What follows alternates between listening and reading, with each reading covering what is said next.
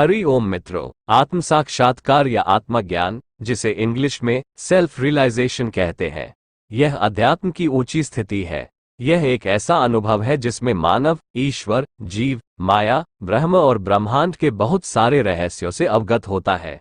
हजारों अश्वमेध यज्ञ करने से जितना पुण्य प्राप्त होता है, उतना ही पुण्य एक आत्म साक्षात्कारी व्यक्ति को प्राप्त होता है।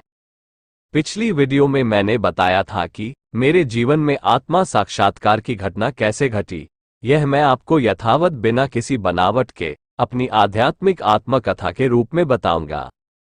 मित्रों, आत्मज्ञान प्राप्त करने वाले जिज्ञासुओं के लिए ये श्रृंखला अनुभवों का खजाना होगा। इसके अतिरिक्त इसी चैनल पर गीता ज्ञान नाम से एक प्लेलिस्ट है, जिसमें श्रीमद् गीता के श्लोकों का सरल अर्थ हिंदी में समझाकर बताया गया है। आप लोग उसे भी देख और सुन सकते हैं, उससे भी आपको काफी मार्गदर्शन मिलेगा। और हाँ, वीडियो अच्छी लगे या ना लगे, इसे शेयर जरूर कीजिएगा, क्योंकि यह किसी और के लिए भी काफी महत्वपूर्ण हो सकता है। तो मित्रों, आरंभ करते हैं। जीवन में संघर्ष के उन दिनों से जब मैं काफी निराश हो चुका था जीवन से। मैं अपने जन्म स्थान बिहार से मुंबई आया था। तब मेरी उम्र 26 की थी और जीवकोपार्जन के लिए स्मॉल स्केल इंडस्ट्रीज में छोटे मोटे वर्कशॉप में काम किया करता था। मेरी पढ़ाई ग्रेजुएशन इनकम्प्लीट तक थी, उसके भी कहानियां हैं। मैं उन सब बातों को कर समय नष्ट करना नहीं चाहता हूं। इस आत्मकथा में ईश्वर भक्ति और आत्मज्ञान से संबंधित घटनाओं का ही वर्णन करूंगा। कुछ संदर्भ ऐसे लगेंगे कि उनका इस विषय से कोई संबंध नहीं है, लेकिन ध्यान से सोचने पर उसके महत्व का अनुभव होगा। लेकिन जब 5 वर्षों के संघर्ष के बाद 31 की उम्र तक जब मेरे पास एक बच्ची भी थी जो 2 साल की थी, उन्हीं दिनों मेरी तबीयत खराब हुई। मलेरिया जैसा बुखार जकड़ गया था और आर्थिक स्थिति यह थी कि हैंड टू माउथ सेविंग्स कुछ नहीं। हाल ये था कि महीने के अंत तक किसी न किसी से उधार लेना पड़ जाता था। ऐसे में बीमारी के कारण महीनों की छुट्टी, सोचिए क्या होगा। उस पर वर्कशॉप का काम करने की शारीरिक क्षमता भी नहीं रह गई थी। पैरों के त्वचा की ऊपरी परत पर से त्वचा की पापड़ी निकलने लगी थी। मैं काफी टूट चुका था। सोचता था कि किधर जा रही है जिंदगी। चारों तरफ अंधेरा दिख रहा था। खुद को उस अंधेरे में डूबता हुआ महसूस कर रहा था। मन कह रहा था कि विनोद, अब तेरी लीला समाप्त होने वाली है, तू तो गया काम से। मन कुंठित हो चुका था। दिमाग कुछ भी करने में असमर्थ सा दिख रहा था। जवानी के दिनों में तो बड़ा तेज समझता था अपने आप को। हिम्मत इतना कि कुछ भी करने में सक्षम समझता था अपने आप को। दिल इतना बड़ा कि किसी का भी दिल पिघला दे। बड़ा हीरो समझता था अपने आप को। वो सारी योग्यताएं किधर गई? अब तो तुम किसी काम के नहीं रह गए, वो भी 31 की उम्र में। ऐसे में दिमाग में एक बात यह आया कि इस जगत में ईश्वर नाम की कोई चीज शायद नहीं है। अगर ईश्वर है तो मेरी इस हालत में कुछ कर क्यों नहीं रहा है? जबकि मैं बचपन से ही ईश्वर में आस्था रखने वाला था। भजन पूजा भी करते रहता था। नियमित तो नहीं, लेकिन जब मूड बना तो 15-20 दिनों तक करता, फिर किसी कारणवश छूट जाता तो कुछ दिनों तक छूटा ही रहता। भक्ति की किताबों को पढ़ा करता था, उसमें मेरा मन लगता था। दरअसल मेरे घर में एक लाइब्रेरी हुआ करती थी जो जनरल नॉलेज और भक्ति की किताबों से भरी पड़ी थी। मेरे पिताजी में भी आध्यात्मिक रुचि थी और वे रहीम, कबीर, रामायण, गीता के दोहे और वाक्यों के अर्थ को समझाते रहते थे। और अभी तक के जीवन में कभी किसी का हित नहीं किया, हो सका उतना भला ही किया। तो इस अच्छे रास्तों पर चलने का ये परिणाम है। तो मुझे नहीं चलना है धर्म के मार्ग पर। अब मैं पिस्टल लेकर किसी को भी लूटूंगा और वो सारे कर्म करूंगा जिसे नहीं करना चाहिए और जिससे आसानी से धन प्राप्त हो जाए। लेकिन कुछ ही क्षणों में एक बात मन में आया कि कोई तो है जो इस जगत का संचालन कर रहा है। आखिर वो कौन है जो इतनी बड़ी व्यवस्था को एकदम सुचारू रूप से चला रहा है? वह कोई साधारण नहीं हो सकता, वह तो कोई सुपर पावर ही होगा। अगर है तो कहाँ है? मुझे उससे मिलना है और पूछना है कि आखिर मेरे जीवन में ऐसा क्यों हो रहा है। परंतु उससे मिला कैसे जाए? वह तो अदृश्य है, कहीं दिखता तो नहीं, लेकिन यह निश्चित है कि वह कहीं न कहीं तो है। मित्रों, आत्मज्ञान या सेल्फ रियलाइजेशन दूध से घी बनने की प्रक्रिया जैसा होता है। ये बात आत्मज्ञान होने के बाद मैंने अपने गुरु जी से सुनी थी और यह मेरे अनुभव में भी एकदम सटीक लगा। दूध से घी बनाने के लिए उसे 100 डिग्री पर उबाला जाता है। जब उबालकर थोड़ा शांत हुआ तो उसमें दही का जोरन लगाया जाता है और बहुत देर तक छोड़ दिया जाता है। फिर उससे माखन बनाने के लिए उसे तोड़ा जाता है या उसकी घुटाई होती है। फिर मंथन करने से माखन निकलता है। दूध को 1 से 2 दिनों तक रखा जा सकता है, लेकिन माखन को 8 या 10 दिनों तक रखा जा सकता है। लेकिन अगर माखन से घी बना दिया जाए तो वह जहां भी रहेगा सुगंध ही फैलाएगा और अधिक दिनों तक खराब भी नहीं होगा। अब माखन से घी बनने के लिए उसे फिर से कड़े आंच पर खौलाया जाता है। मित्रों, पिछली वीडियो में मैंने अपनी जो स्थिति बताई थी वो आत्मज्ञान के राह का प्रथम चरण था, यानी कि दुखों का उफान का दौर चल रहा था। हाँ, तो मेरे दिल, दिमाग और मन ने ये कहा कि कोई तो है जो इस जगत का संचालन कर रहा है और सर्वशक्तिमान है, ये बात पक्की है। तो मुझे उससे मिलने के लिए क्या करना होगा? हो सकता है मेरी ही कोई गलती हो जो मुझे मालूम नहीं पड़ रहा है, तो मुझे एक बार तो मिलना है। तो मित्रों, उस सुपर पावर से मिलने के लिए बहुत ढूंढने पर एक ही रास्ता समझ आया कि नाम का रट लगाना या पुकारना। तो मैंने तय कर लिया कि अब मैं नाम जप करूंगा, लेकिन कोई नियम से नहीं, बस जहां भी जब भी समय मिले सतत नाम जप करूंगा। और भगवान के नामों में प्रिय लगा ओम नमः शिवाय। बस मैं ओम नमः शिवाय का सतत जप आरंभ कर दिया। ये जप कभी जिह्वा से मध्यम ध्वनि से होता तो कभी जोर जोर से आवाज में होता। ये जप सोते उठते, खाते पीते, चलते, काम करते हमेशा चालू रहता था। अगर बीच में किसी ने कुछ पूछ लिया तो जवाब देने या कुछ बोलने के समय ही रुकता था। भूख लगी हो तो भी खाना नहीं मांगता, खाना मिल गया तो खा लेता था। पत्नी के संग सोता तो था पर अपनी तरफ से समागम नहीं करता। पत्नी की इच्छा हुई तो कर लेता, पर उसमें मेरा अपना कोई मन नहीं होता। और उस समय भी जिह्वा से ओम नमः शिवाय का जाप होते रहता था। खूब अच्छी तरह मंथन करने पर कुछ ही दिनों में अतः से आवाज मिला कि कुछ गलती तो हुई है जिसकी सजा मिल रही है। अब तो और जोर से अपने मन को नाम जप और भजन की तरफ लगाने लगा। तब मन में एक बात उपजी कि इस रास्ते में कुछ नियमों का पालन भी करना होगा। मैंने अच्छी तरह अपने आप को टटोला तो पाया कि ईर्ष्या, द्वेष, लोभ, झूठ और मोह मेरे अंदर बचपन से ही नहीं है। झूठ कभी कभी निकल जाता था, वो भी किसी का हित या चालाकी से नहीं, बल्कि खुद के बचाव के लिए। तो झूठ को तो नियंत्रित कर सकता हूं। रहा काम और क्रोध, तो वर्तमान में ये भी बहुत ही नियंत्रित है और आगे इसे और ठीक किया जा सकता है। लेकिन एक चीज पर मेरा नियंत्रण मुश्किल दिख रहा है, और वह ये कि अगर कोई मुझे प्यार से खाने का आग्रह करे तो मैं उसे ना नहीं कह सकता, चाहे वह कुछ भी हो। तो इस संबंध में मुझे छूट चाहिए। मित्रों, ये सब बातें मेरे अंदर ही चल रही थी, लेकिन ऐसा लग रहा था कि कोई तो है जो इन बातों को पूछ रहा है और मैं उसका उत्तर दे रहा हूं। तो बस और निर्भीक होकर जप भजन पर ध्यान देने लगा। मुझे लगा कि सही राह पर हूं। मित्रों, वर्कशॉप का काम करते हुए पार्ट टाइम में जीवन बीमा की एजेंसी ले रखी थी। तो वर्कशॉप का काम करते हुए भी नाम जप या कोई भजन गुनगुना लेता था। काम से छूटने पर साइकिल चलाते हुए किसी के घर बीमा पॉलिसी के लिए जाता, तब भी हनुमान चालीसा या कोई भजन या नाम चालू रहता था। शरीर इतना कमजोर हो चुका था कि साइकिल चलाते समय ऐसा लगता कि कलेजा बाहर आ जाएगा। एक तो मेरे शहर में रास्ते में चढ़ाई बहुत थी, लेकिन मैंने ठान लिया था कि नाम जप के साथ अपने जो भी कर्तव्य कर्म है करते रहूंगा, इसमें चाहे मृत्यु ही क्यों ना हो जाए। वैसे भी जीवन में रखा ही क्या है। समय तो मिलता नहीं था। सुबह की पूजा करने के लिए जल्दी रहती थी काम पर जाने की, पर 2 मिनट मंदिर के सामने खड़े होकर भगवान को नमस्कार कर इतना बोल देता कि अब मैं काम पर जा रहा हूं।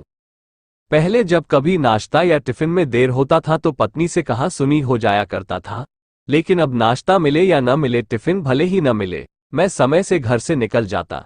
किसी से कुछ न गीला न शिकवा और न मन में भी कोई दुर्भाव। पत्नी और बच्चों के प्रति अपना जो भी कर्तव्य है उसे अपनी तरफ से निभाना, लेकिन उनसे कोई आशा न करना। वो करे तो ठीक, नहीं करे तो भी ठीक। ऐसा 1 या 2 बार ही हुआ। बाद में पत्नी समय से पहले सब तैयार रखती थी, लेकिन मैंने अपने जीवन को एकदम बदल लिया था। धीरे धीरे घर के मंदिर में रखे मूर्ति से एक रिश्ता बनता जा रहा था। काम से लौटने के बाद घर आते ही हाथ पांव धोकर प्रणाम करता और मन ही मन पूछता कोई तकलीफ तो नहीं हुई ना, आप कैसे हो, आपको और काम पर क्या हुआ, वो सभी बातें उनको बताता। उसमें क्या अच्छा हुआ क्या बुरा हुआ, उस पर उनके विचार भी पूछता था। रात को खाना खाने से पहले उनको भी खाना खिलाना, सोने के पहले उनका पांव दबाना, उनके सोने का प्रबंध कर फिर सोना। मित्रों, ये सब केवल मानसिक रूप से ही होता था। उनसे पिता और पुत्र का रिश्ता बन चुका था, और यह रिश्ता इतना प्रगाढ़ हो चुका था कि काम करते समय भी बीच बीच में उनकी याद आती थी कि कैसे होंगे। मित्रों, ये सगुण उपासना हो रहा था, लेकिन मुझे कुछ मालूम नहीं था। बचपन में भगवान और उनके भक्तों की कहानियां तो पढ़ी थी, गायत्री मंत्र का जप भी कभी कभी कर लेता था, लेकिन इतनी गहरी समझ नहीं थी। श्रीमद् भगवद गीता भी कई बार पढ़ा था, लेकिन उसमें इतना ही समझा था कि भगवान ही सब कुछ करते हैं। आत्मज्ञान होने के बाद गुरु जी के सत्संग से मालूम पड़ा कि सगुण और निर्गुण उपासना क्या होती है। तो मित्रों, जीवन में ये सब जो घटित हुआ, उसे ऐसा समझ लीजिए कि आत्मज्ञान की मंजिल तक पहुंचने के लिए दूध का उबाल शांत हुआ और उसमें दही का जोरन लग चुका था। तो अब मेरे जीवन में दुखों का उबाल शांत होकर उसमें भगवान का नाम रूपी जोरन लग चुका था। पिछली वीडियो में बताया था कि सगुण उपासना चल रहा था मेरा। सगुण भक्ति है तो अति श्रेष्ठ, पर उसमें ज्यादा दिनों तक बने रहने की संभावना नहीं दिख रहा था। आत्मज्ञान के बाद निर्गुण निराकार में मेरी रुचि ज्यादा हो गई। और मजे की बात तो यह है कि मुझे सगुण निर्गुण के बारे में ज्यादा कुछ मालूम भी नहीं था। बहुत दिनों बाद जब सत्संग में जाने लगा तब समझ में आया कि मेरे जीवन में भी सगुण भक्ति का उद्गम हुआ था। और यह भी ज्ञात हुआ कि सगुण भक्ति और भगवान श्री कृष्ण की भक्ति के बिना आत्मज्ञान या ईश्वर दर्शन नहीं होता, फिर वो चाहे किसी भी मार्ग के साधक क्यों ना हो।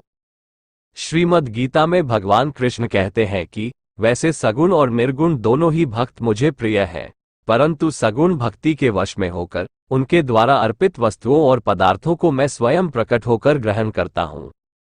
सगुण भक्ति सुगम है, उसमें केवल भाव की आवश्यकता होती है, लेकिन निर्गुण भक्तों को शरीर को साधना पड़ता है, आसन प्राणायाम और ध्यान की सिद्धि करनी होती है। तो मित्रों, उन्हीं दिनों किसी प्रयोजनवश मुझे अपने गांव जाना पड़ा। वहां मेरे एक चचेरे बड़े भाई का लड़का, जो मुझसे केवल 1 साल छोटा था, हम लोगों ने एक साथ पढ़ाई की थी और एक अच्छे मित्र भी थे। उसे जब मैंने अपने जीवन के इन अनुभवों के बारे में बताना चाहा, तो उसमें ज्यादा दिलचस्पी न लेते हुए एक पुस्तक दे दी और कहा कि इसे पढ़ो, बहुत कुछ है इसमें। वो पुस्तक थी पंडित श्रीराम शर्मा आचार्य द्वारा रचित गायत्री महाविज्ञान प्रथम भाग। जब मैंने उसे पढ़ा तो लगा कि केवल इसी पुस्तक के अनुसार जीवन ढाल लिया जाए तो कुछ बाकी नहीं रहेगा। तो मित्रों, अब मुझे दूसरा मंत्र मिल गया, परंतु दुविधा यह उत्पन्न हुई कि गायत्री मंत्र के जाप के लिए गुरु दीक्षा लेना जरूरी है। फिर अंतःकरण से यह आवाज आई कि गायत्री दीक्षा तो मुझे बचपन में ही 7 साल की उम्र में मिल चुकी है। दरअसल जनेऊ, जिसे यज्ञोपवीत संस्कार भी कहा जाता है, उसमें गायत्री मंत्र की ही दीक्षा दी जाती है।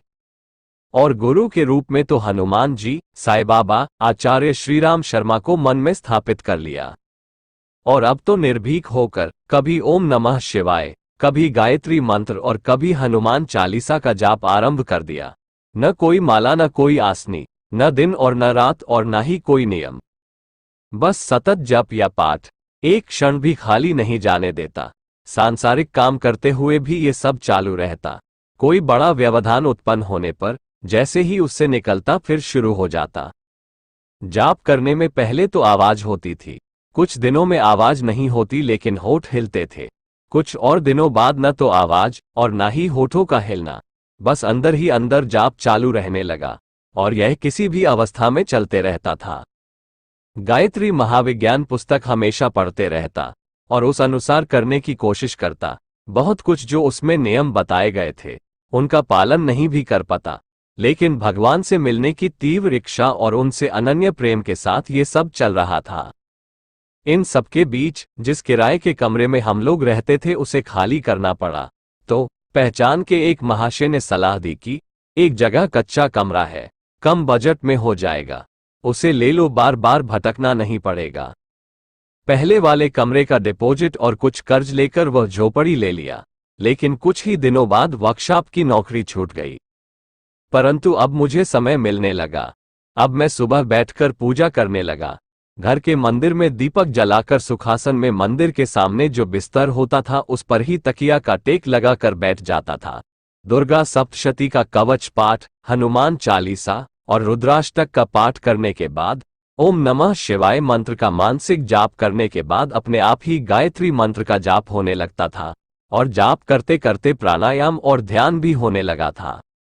इधर मैंने निश्चय कर लिया कि अब नौकरी नहीं करूंगा, उसको जैसा रखना होगा रखेगा। अब तक ईश्वर में आस्था और विश्वास परिपक्व हो चुका था। अब मैंने जो LIC की एजेंसी ली थी वही काम करता बचा समय भजन जाप में लगाता था। LIC की एजेंसी मुझे अच्छा लगता था क्योंकि इसमें कुछ भी गलत नहीं था, लोगों का भला ही होता था। सेविंग्स होते थे जो मुश्किल समय में काम आते थे। मेरे स्वयं के जीवन के मुश्किल घड़ी में जब मैं काफी परेशान था तब ये सोचता था कि मेरे मित्रों का जीवन वेल सेटल है, उनका कुछ लाइफ फंड भी है, मेरे पास क्या है? अगर मुझे कुछ हो गया तो मेरे बीवी बच्चों का क्या होगा? उसी समय मैंने LIC की एजेंसी ली और अपने नाम की एक छोटी पॉलिसी निकाली, उससे थोड़ा सुकून मिला था। इस तरह मेरे जीवन की आध्यात्मिक और भौतिक यात्रा चल रही थी, जिसमें आध्यात्मिक परिवर्तन तेजी से हो रहा था। तो मित्रों, जीवन में ये सब जो घटित हुआ उसे ऐसा समझ लीजिए कि आत्मज्ञान की मंजिल तक पहुंचने के लिए दूध का उबाल शांत हुआ और उसमें दही का जोरन लग चुका था और दही भी तैयार हो चुका था और अब मंथन कर माखन बनाने की प्रक्रिया का आरंभ भी हो चुका था। मित्रों, पिछली वीडियो में मैंने बताया था कि अब मैं बैठकर स्तोत्र पाठ और जप करने लगा था। स्तोत्र पाठ करते समय दिल में भाव उठते थे तो भाव में रोना भी आता था, लेकिन 2 महीने बाद स्तोत्र या पाठ के अर्थ का चिंतन होने लगा था। पाठ के अर्थ चिंतन के बाद और भी चिंतन होता था, जैसे मैं कौन हूं, मेरा जन्म क्यों हुआ, मैं क्या कर सकता हूं, मेरा मूल स्वभाव क्या है। अच्छी तरह ईमानदारी पूर्वक अपने आप को खोजने लगा तो पाया कि इस दुनिया के किसी भी काम को करने की योग्यता नहीं है मेरे अंदर। फिर देखा कि केवल एक चीज भरा है मेरे अंदर और वह है प्यार। मैं बचपन से ही बहुत संवेदनशील और भावनात्मक रहा हूं। प्रेम की भूख लगी रहती है, सच्चे प्यार की तलाश हमेशा बनी रहती है और जैसा सच्चा प्यार मुझे चाहिए वैसा आज तक मुझे किसी से नहीं मिला। पिक्चर देखता तो थोड़ी भी भावनात्मक दृश्य आते ही रो पड़ता था, जो आज भी है। किसी बात में दिल को छू लेने वाली संवेदनशील बात आते ही आंसू छलक जाते हैं। तो मैंने पाया कि मैं केवल प्यार कर सकता हूँ और जिस प्यार की मुझे तलाश है वो शायद ईश्वर के सिवा और कोई भी नहीं दे सकता है। तो मैं केवल ईश्वर की भक्ति ही कर सकता हूँ, इसी लायक ही हूँ। फिर यह भी चिंतन होता था कि भगवान किसी को दर्शन भी देते हैं या नहीं, और अगर देते होंगे तो किस रूप में देते होंगे। क्या राम और कृष्ण के रूप में साक्षात प्रकट होकर अपने भक्तों को दर्शन देते होंगे। हिंदू धर्म के शास्त्रों में सुरों और असुरों की कहानियां हैं। पहले के लेखकों ने इन कहानियों को रचा होगा। वैसी कहानियां तो आज के लेखक भी रचते हैं। आज भी फिल्मों में एक हीरो होता है, एक विलेन होता है, केवल समय के अनुसार उसके रूप में परिवर्तन हुआ है। और फिर सनातन धर्म के शास्त्रों में जितने भी पुराण हैं उनमें जो जिस देव का पुराण है उन्हें ही जगत आदि और अंत बताया गया है। ऐसे में व्यक्ति गुमराह हो जाएगा। आखिर किसे माने सर्वेश्वर। हनुमान जी पवन के वेग से उड़ते थे, क्या ये संभव था? तो मित्रों, इस तरह के बहुत से विचार उठते थे मन में। मित्रों, गुरु तत्व अपना काम कर रहा था। इनमें से एक प्रश्न की जिस देव का पुराण को पढ़े उसमें उन्हीं को आदि अंत कहा गया है। इसका उत्तर यह मिला कि चाहे कोई भी प्रार्थना या स्तोत्र हो उसमें उस देव के गुणों का वर्णन होता है जिससे वो देव प्रसन्न होते हैं। यह एक मानवीय प्रवृत्ति है कि अपनी प्रशंसा सबको पसंद होता है और प्रशंसा से खुश होकर इंसान कठिन से कठिन काम कर जाता है। और जिसने भी जिस देव को अपना इष्ट माना उनके लिए उनके इष्ट देव से बढ़कर कोई और देव नहीं होते। सभी देवों में भगवान ही अलग अलग रूप से विराजमान होते हैं और भक्त के लिए उनके इष्ट ही उनके सब कुछ होते हैं। उनके सिवा वे किसी और को जानने की कोशिश या कामना भी नहीं करते और अपने उसी भाव के कारण अपने इष्ट देव को ही आदि और अंत मानते हैं और ऐसा वर्णन भी किया है। बाकी के प्रश्नों के उत्तर आगे के अनुभवों से प्राप्त हुआ, जिसे आगे बताऊंगा आपको। तो मित्रों, इस तरह मनन, चिंतन, आसन, प्राणायाम और ध्यान चल रहा था। इसमें प्राणायाम भी अपनी चरम स्थिति में था। अब प्राणायाम में शरीर के अंदर सांसों को ज्यादा देर नहीं रोकता था, अब बिना सांसों के ज्यादा देर तक रुकने की कोशिश करता था। इससे ऐसा लगता था कि शरीर के सभी नसों की शुद्धि हो रही है। कुछ ही दिनों में अनाहत चक्र के थोड़ा ऊपर, नाभि के थोड़ा नीचे एक गांठ के टूटने का अनुभव हुआ। पहले तो मैं डर गया कि शरीर के अंदर कुछ गड़बड़ हो गया ऐसा लगता है, लेकिन 2-4 दिनों में कोई तकलीफ नहीं महसूस हुआ तो ये समझा कि यह कोई आध्यात्मिक प्रक्रिया या घटना होगा। कभी दिमाग में यह आता कि आखिर इतने दिनों से ये सब चल रहा है, लेकिन ईश्वर दर्शन तो हुआ नहीं। ईश्वर आराधना का परिणाम तो ईश्वर दर्शन ही है जो होना चाहिए। लेकिन अब मैं आसान प्राणायाम पर ज्यादा जोर नहीं लगाता था। शरीर को सीधा लेकिन शिथिल छोड़कर शांत रहता और विचारों पर चिंतन करता। कभी सोचता कि यह विचार कहाँ से आते हैं, कभी अनाहत चक्र से उठने वाले अच्छे बुरे विचारों का निरीक्षण करता। कभी विचार शून्य होकर कोई भी क्रिया न करते हुए एकदम शांत हो जाता। लेकिन इस अवस्था में अच्छा लगने लगा, तो सोचा कि और कोई परिणाम मिले न मिले, शांति तो मिले, और इसी स्थिति को और बढ़ाने लगा। अब इसमें आनंद आने लगा और लगा कि यह शांति और आनंद भी तो भगवान का एक रूप है, तो अब इसमें ही रमन करना है, शायद भगवान मिल जाए। तब भगवान रजनीश की एक पुस्तक में पढ़ी और अनुभव की हुई बात याद आ गई। उन्होंने उस पुस्तक में लिखा था कि तुम कुछ देर के लिए ये सोचो कि मैं कहीं एकांत में हूँ, मेरा किसी से कोई संबंध नहीं है, नहीं मेरा कोई कर्तव्य है, मैं कुछ भी नहीं हूँ, मुझे कुछ नहीं चाहिए, न मुझे कुछ करना है। जितनी देर तुम इस स्थिति में रहोगे उतनी देर तुम आनंद और एक अद्भुत प्रकाश का अनुभव करोगे। और मैंने उन दिनों एक बार ऐसा अनुभव भी किया था। तब मैं इंटरमीडिएट में पढ़ रहा था। अब संकल्प की सिद्धि भी हो रही थी। सोचता था क्या मैं भी हनुमान जी की तरह उड़ सकता हूं। एक दिन ध्यान में बैठे बैठे थोड़ा आंतरिक और बाह्य प्राणायाम कर उड़ने का संकल्प किया तो आसन से थोड़ा ऊपर उठता हुआ अनुभव हुआ। ऐसा लगा कि थोड़ा और संकल्प को बल मिले तो उड़ सकता हूं, लेकिन यहां उड़ना ठीक नहीं होगा, कहीं खुले मैदान में ये किया जा सकता है। लेकिन इसके बाद मेरा ये संदेह दूर हो गया कि हनुमान जी कैसे उड़ सकते हैं। मुझे यकीन हो गया कि उड़ा जा सकता है। जिसकी जितनी सिद्धि और संकल्प होगी उसके अनुसार देव, गंधर्व, राक्षस कोई भी उड़ सकता है। मेरे लिए इतना ही काफी था, इसलिए मैं किसी मैदान या घर से बाहर जाकर यह प्रयोग दोबारा नहीं किया। मित्रों, आत्मज्ञान के जिज्ञासुओं को इन सब सिद्धियों के चक्कर में पड़ना उचित नहीं होता। आप दिखावे की भक्ति करो, लेकिन आपकी आंतरिक कामना सिद्धियां प्राप्त करना हो तो आप कभी भी आत्मज्ञान नहीं प्राप्त कर सकते हैं। भगवान को आपके सूक्ष्म से सूक्ष्म भाव का पता होता है। मित्रों, इन सभी क्रियाओं के साथ दिन के बाकी के समय में भी काम करते या मोटरसाइकिल चलाते भी भजन गुनगुना, कृष्ण से बातें करना आदि होते रहता था। अंदर से कभी कभी भजन के जगह पर फिल्मी गाने भी निकलते थे। तब भाव आता था कि भगवान मेरा ध्यान अपनी तरफ से भटकना चाहते हैं, लेकिन मैं किसी भी हालत में छोड़ने वाला नहीं हूँ। भले ही गाने फिल्मी हो, लेकिन प्यार तो उसमें भी होता है। वही प्यार का भाव अपने ईश्वर के प्रति लाता था। मित्रों, आप यकीन करो कि पहले के बहुत से गीतकारों या कवियों ने अपनी रचनाओं में अध्यात्म की गूढ़ बातें बताई हैं। इसमें फिल्म कश्मीर की कली के का ये गाना है, दुनिया उसी की, जमाना उसी का, मोहब्बत जो हो गया हो किसी का, मुझे बहुत पसंद है। मित्रों, तो अब मेरे जीवन में दुखों का उबाल शांत होकर उसमें भगवान का नाम रूपी जोरन लग चुका था और दही भी जम चुका था, और अब मंथन कर माखन बनाने की प्रक्रिया का आरंभ भी हो चुका था। मित्रों, आत्म साक्षात्कार के लिए मन और बुद्धि का अत्यंत शुद्ध होना बहुत ही आवश्यक है, और बुद्धि के देव गणपति बप्पा है। गणेश जी सभी जीवों के भाई हैं।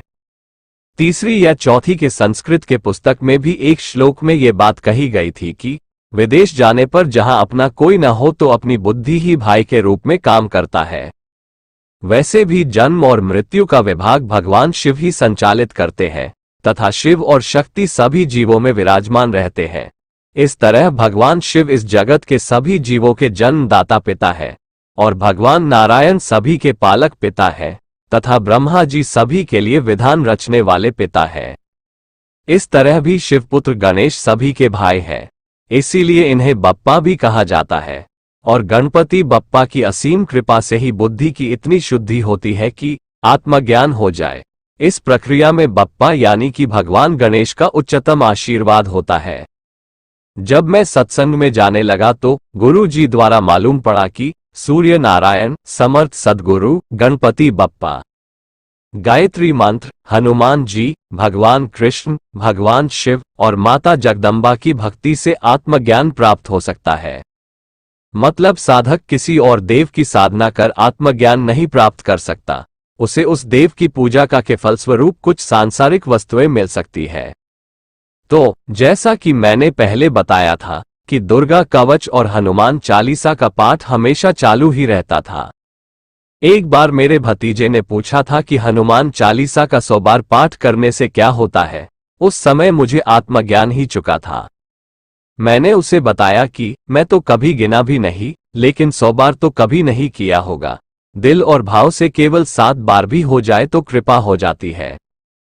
तो मित्रों, इस तरह मेरे जीवन में ये सब घटनाएं घट रही थी। ध्यान में कब घंटों बीत जाते मालूम ही नहीं पड़ता, और मैं शरीर को सीधा लेकिन एकदम शिथिल छोड़कर उन हो रही क्रियाओं का निरीक्षण करते रहता। आज्ञा और विशुद्धि चक्र जागृत हो चुके थे, क्योंकि वाक सीधी के प्रमाण भी मिले थे, और उन चक्रों के स्थान पर स्फूर्णा भी हो रहा था। मैं नीचे के चक्रों पर ज्यादा ध्यान नहीं देता था, मूलाधार और स्वाधिष्ठान चक्र से उठ रहे स्फूर्णा का निरीक्षण करता था। लेकिन मुझे इन सब का कोई ज्यादा ज्ञान नहीं था। श्री राम शर्मा आचार्य के पुस्तक गायत्री महाविज्ञान से इन चक्रों की बेसिक जानकारी भर थी, और मैं उसके विशेष जानकारी की तरफ ज्यादा ध्यान भी नहीं देता था। मैं तो भगवान के प्रति अहोभाव से भरा रहता था, पूरे दिन रात पल पल ईश्वर को याद करते रहता था। इसी तरह अचानक एक दिन स्वाधिष्ठान चक्र, जिसे मैं नाभि कमल ही समझता हूं, वहां से भयंकर समुद्री तूफान जैसा भंवर उठा और ऊपर की तरफ बढ़ता हुआ अनुभव हुआ। एक नाग जैसी आकीर्ति फूंफकार मारती हुई ऊपर की तरफ आती हुई दिखाई दी, जिसे देख मैं तो एकदम डर गया।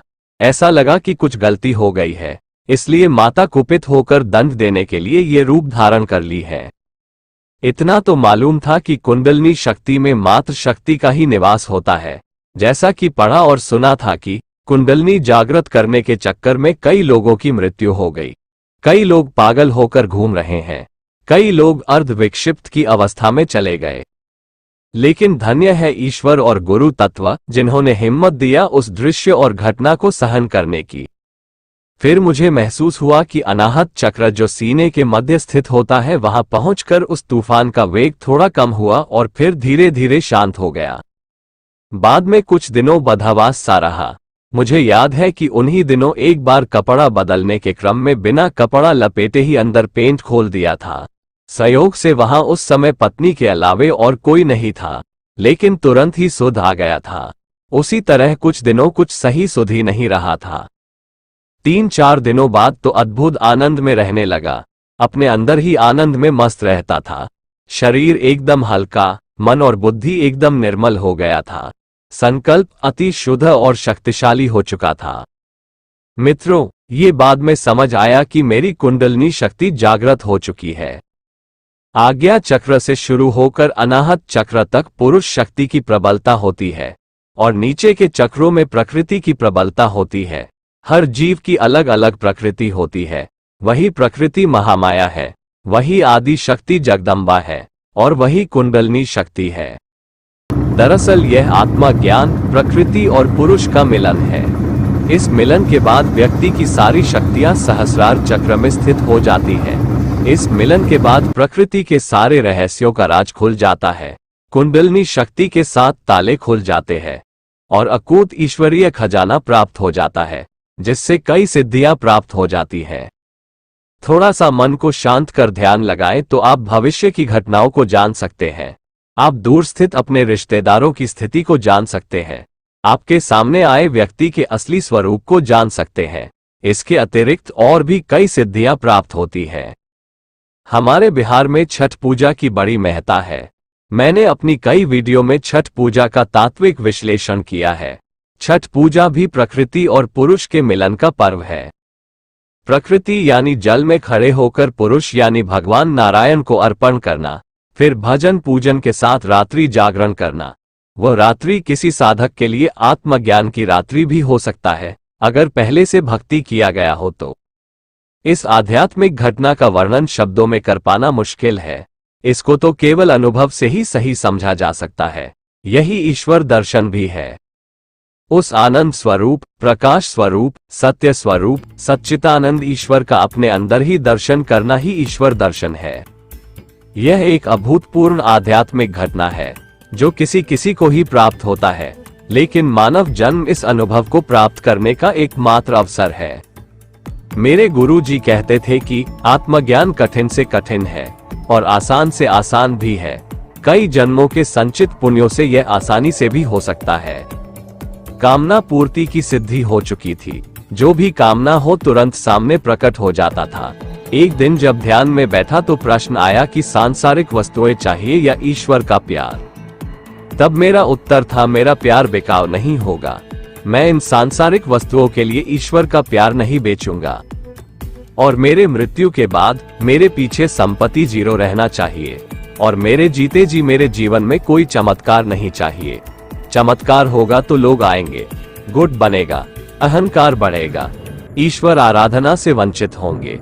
अगर आपको कोई चमत्कार दिखाना ही होगा तो मेरे मृत्यु के समय दिखाना। मन में एक बात आए कि जो कुछ अनुभव हुआ है उसे लिखना चाहिए या नहीं, तो अंदर से आवाज आई कि लिखना क्या है, जीवन ऐसा जीवो कि लोग तुम्हारे बारे में लिखें। मुझे यह आवाज साईं बाबा जी की लगी, क्योंकि साईं बाबा भी अपने बारे में कुछ नहीं बताए न लिखे। उनके चरित्र का वर्णन लोगों ने किया, फिर भी मैं आप लोगों को बता रहा हूं। यह मेरी धिठाई समझ लीजिए अपने गुरु के प्रति। लेकिन मन बार बार कहता है कि अपने अनुभव को बताओ लोगों को। ऐसे ही प्रश्न ये भी आया कि मानव शरीर है तो बुढ़ापा और बीमारी होना ही है, बीमारी कौन सी चाहिए? तो मैंने कहा बीमारी भी मीठी होनी चाहिए। तब मुझे मधुमेह के बारे में ज्यादा जानकारी नहीं थी, तो मैंने मधुमेह ही मांगा। शरीर भले ही अंदर से खोखला हो जाए, लेकिन बाहर से कोई कष्ट नहीं होना चाहिए। मेरे शौक भी पूछे गए। उस समय मेरे पास एक मोपेड गाड़ी थी। मैंने अपने 3 शौक बताए, एक तो मोबाइल, दूसरा पेन और तीसरा बैग। इसके अलावा कपड़े आप जो दे देंगे पहन लूंगा, गाड़ी आप जो दे देंगे वही चला लूंगा। फिर यह भी पूछा गया कि अपने प्राण कहीं रखना चाहते हो तो बताओ। ये प्रश्न बहुत कठिन था। इसके लिए मैंने समय मांगा। 2 दिनों तक बहुत सोचने के बाद निर्णय पर पहुंचा, लेकिन यह मैं आपको बता नहीं सकता। फिर अपने उम्र का कुछ हिस्सा किसी को देने की बात आई। उन्हीं दिनों मेरे एक बहुत ही अच्छे मित्र की तबीयत अचानक काफी खराब हुई। सभी परिजन रो रहे थे। बोले डॉक्टर ने कहा कि बचने की कोई उम्मीद नहीं है। बच्चे भी छोटे छोटे थे। दूसरे दिन ही जब ध्यान में बैठा तो सोचा इतने अच्छे इंसान हैं, अभी उनसे मिलकर ज्यादा दिन भी नहीं हुए और इनके बच्चे भी अभी छोटे हैं, क्यों ना इन्हें ही जीवन का कुछ अंश देकर और जीने का मौका दिया जाए।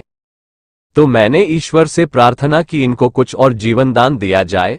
अगर ऐसा प्रकृति के नियम का उल्लंघन होता हो तो मेरे जीवन का कुछ अंश देकर भी उन्हें जीवन दान मिलना चाहिए। फिर प्रश्न आया कि कितना देना चाहते हो? मैंने हिसाब लगाया कि कम से कम 20 साल और मिल जाए तो इनका बहुत सारा काम निकल जाएगा। और मैंने अपने जीवन के 20 साल उनके लिए अर्पण कर दिए। उस जीवन को भाई ने बहुत अच्छे से जिया, खूब दान पुण्य किए, लोगों की मदद की, किसी के बच्चे की पढ़ाई तो किसी की शादी में मदद किए। भाई साहब 20 सालों में अपने बच्चों की शिक्षा पूरी कर ली, एक लड़की की शादी भी कर लिए और स्वर्गवासी हो गए। मेरे से उम्र में 5 से 7 साल बड़े थे, तो मैं उनको बड़ा भाई का दर्जा देता था, पर हम लोग मित्रवत रहते थे। अध्यात्म की बातें अक्सर हम लोग करते रहते थे। वे थोड़ा प्रैक्टिकल थे, संसार की अच्छी समझ थी उन्हें। हम दोनों ने एक दूसरे से बहुत कुछ सीखा और जाना। अब मैं फील्ड में निकलता तो लोगों के अजीब चेहरे दिखते, कोई राक्षस के जैसा दिखता, तो कोई गंधर्व के जैसा, तो कोई यक्ष के जैसा। मैं घबरा जाता, कभी डर भी जाता। तो एक दिन ध्यान में प्रार्थना किया कि ये सब नहीं दिखना चाहिए, ऐसे तो घर के सदस्यों के साथ भी रहना मुश्किल हो जाएगा। और अगले ही दिन से ये सब बंद हो गया। मित्रों, अब मैं ध्यान में केवल आनंद स्वरूप अंतरात्मा में ही रमन करता था और ध्यान के बाद भी हर पल अपने आत्मा आनंद में मस्त रहता था। बहुत आनंदमय दिन थे। अब तुलसी, कबीर और रहीम के दोहों का अर्थ समझ आ गया था। उन लोगों ने वही बताया जो अनुभव किया था। उनके कथन मेरे अनुभव से मेल खा रहे हैं। गुरु नानक, साईं बाबा, देवरा बाबा के चमत्कार, पानी से दिए जलाना, यज्ञ में घी कम पड़ जाए तो गंगा जल डालकर पूरी बनाना, ये सभी संभव है संकल्प शक्ति से। अब मेरे शरीर की सारी दुर्बलता दूर हो गई थी। अब मुझे ऐसा लगता था जैसे मैं 21 या 22 साल का नौजवान हूं। ऐसा लगता था अभी तो मेरा पुनर्जन्म हुआ है, असली जिंदगी तो अभी शुरू हुई है। पहले तो बस ऐसे ही जी रहा था, अभी मैं एक पूर्ण पुरुष हूं।